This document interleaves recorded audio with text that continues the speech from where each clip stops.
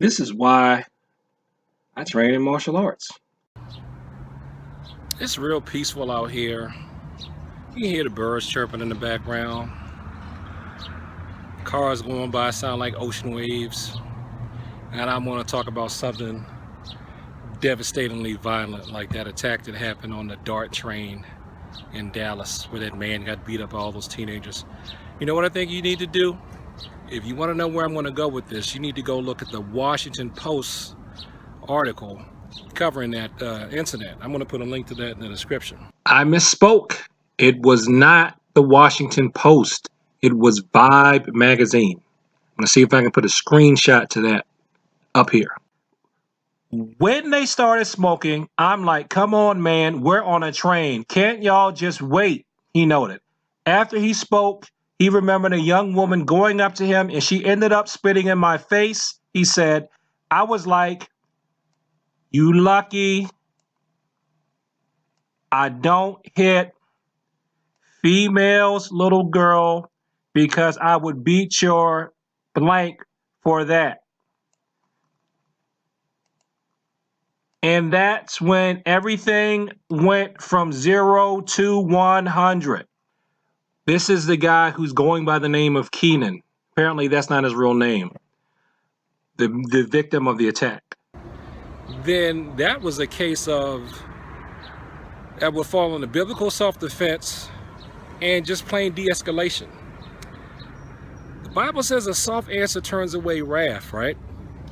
Well, it turns out that before he got attacked by those kids, I'm calling them kids even though they were 18, 19 years old, he said to the girl, you're lucky I don't beat women, otherwise I would beat you. It was something to that effect. Now, what she did was wrong. Let me let this bus go by so you can hear me. This is the basic rundown.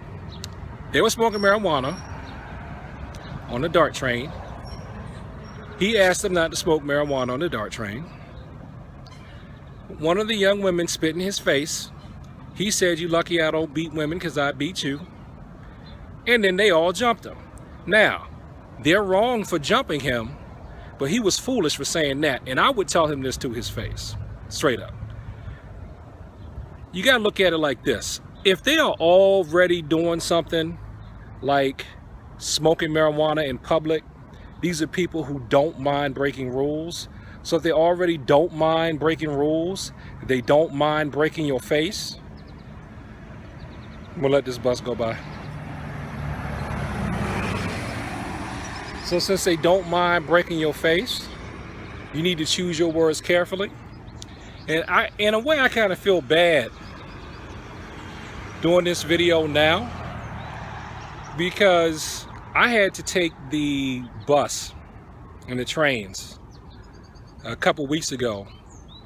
Really, it was just last week because both of my cars had managed to break down. That's a long story, but anyway.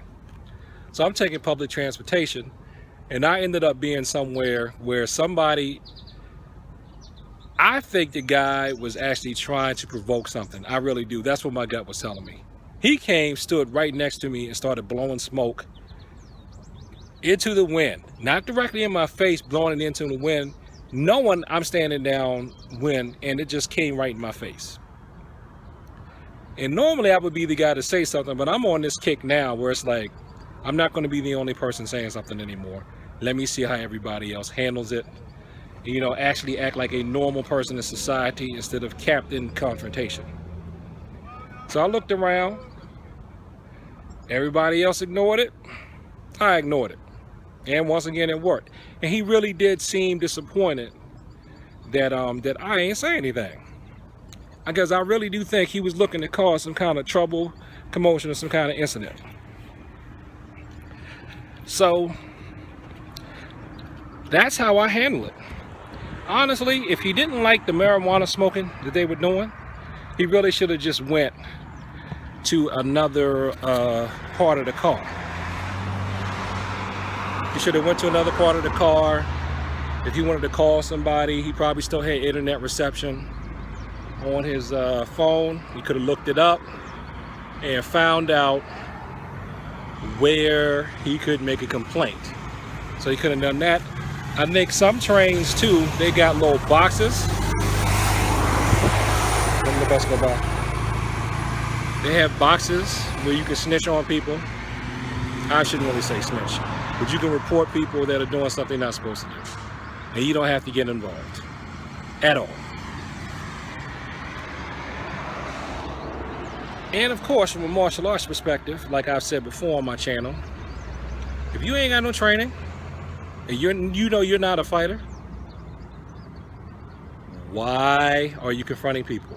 You should not confront people by yourself, especially a group, if you know you are not a fighter. Because again, they're already breaking social norms. So they're doing something they're not supposed to do. They're doing something illegal. What's going to stop them from making that one more step illegal?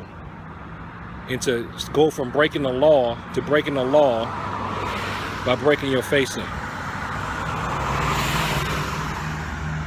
And so that's all I've got to say about it.